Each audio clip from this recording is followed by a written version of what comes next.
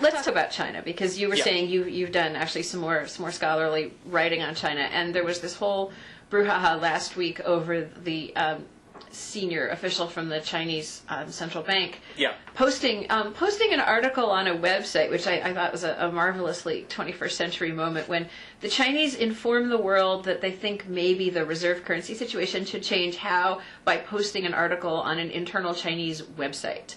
And then there was much sort of heat and very little light in the U.S. political environment about what this meant. Was China walking away from the U.S. currency? Right. Should we accept that? Could we? And then Brad Setzer over at the Council on Foreign Relations over the weekend made the point that actually this may have as much to do with the internal situation in China and the Chinese government being looked at by its own population and saying, hey, you guys invested all this money in the U.S. and that's not turning out so well. What did you do with our money? Which was kind of an interesting angle on the whole thing that I will freely admit I had not thought of before, and that you could actually view the piece as a kind of defensive, we can figure out a way to respond to the fact that we've been burned so badly by what's happened in the American economy, which I thought was a fascinating angle. And it seems to me that probably some of both is true, that yes, when you stop and think about it, China's government has got some splaining to do internally, but also, of course, the Chinese would be in a better position if the global reserve currency weren't the dollar. Isn't that right? Or is it not right? Well, it's complicated. Now, to tell you the truth, it's not clear. I mean, part of the problem is that China has incredibly mixed motives on this.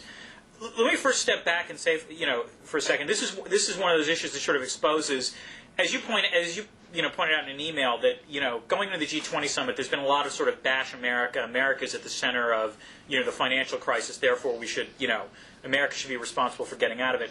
That kind of lets a lot of other countries off the hook a little bit. I mean, this is not to deny that America probably deserves the majority of the blame in terms of lax financial regulation, but part of the reason that there was so much capital sloshing around in the United States was, among others, China. China was buying massive amounts of dollars in order to keep their currency, the renminbi, undervalued in order to fuel what was considered an export-led development path. The result was that it now holds about $2 trillion, a little less than $2 trillion worth of currency reserves. And it's stuck. And so one of the fascinating things about this is that, on the American side, you're right, there's a lot of people that are very, terribly worried about the fact that China holds so many dollars, and that's like a sword of Damocles, over the U.S. economy, that at any moment they could pursue what's called the nuclear option and just dump all the dollars and crash our currency. The fascinating thing is that from the Chinese perspective, you've got some people in China sort of feeling their oats and saying we should use this as a weapon. But a lot of other Chinese, as you said, are pissed off at the leadership because they're convinced that we tricked them into doing this.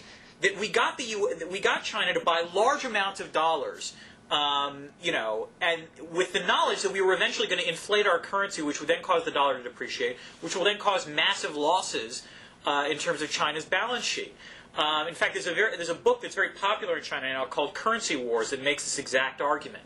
And so part of what's been going on in the last month, a couple weeks ago, Wen Jiabao, the prime minister, said he was worried about the security of China's dollar assets, and then this latest paper. Part of it, I agree with you, is sort of playing to domestic audiences that are furious, really furious, that China made disastrous investments in places like Morgan Stanley or Blackstone in the United States. So that's partly what's going on. At the same time, China also doesn't really have a solution at this point to how to get out of this mess. They still hold very, very large amounts of dollars, even though the value of the portfolio has gone down. And furthermore, it's not clear they see a real path to economic growth beyond exports. For all the talk about China's stimulus package, and it is pretty serious, the stimulus package is mostly geared towards investment, not towards promoting consumption by Chinese consumers, which is really the primary way you're going to end these kind of macroeconomic imbalances that have been driving all this concern to date. So as much as China is upset at the United States, it's also not clear China has a different idea for how to arrange things. The paper that you talk about that the central bank governor put forward is kind of interesting in a long-term perspective kind of way in terms of proposing a global currency, except I don't think it's politically feasible, and I don't think it's economically feasible either. And most of the serious people who have looked at it have sort of said, people like Barry Eichengreen have said, this isn't going to happen just because the Chinese central bank wants it to happen. And the same day they issued this report, it should be pointed out, the head of the State Administration of Foreign Exchange there said, we're going to continue to buy dollars. So as much as this is, China desperately trying to find a way to rejigger the current system, I don't know if they actually have a clear plan for doing that. Yeah, I mean, the two sort of things that came immediately to my mind is, given how little the G20 finds itself able to agree on, the idea that you could negotiate a new reserve currency seems pretty fantastical to me. It reminds me of the old joke about how you reform the Soviet economy. And the realistic solution is that little green men from Mars come down and do it, and the unrealistic solution is that the Soviets do it themselves. There's a Polish version of that in which the realistic version is performed by the Virgin Mary, which I always liked.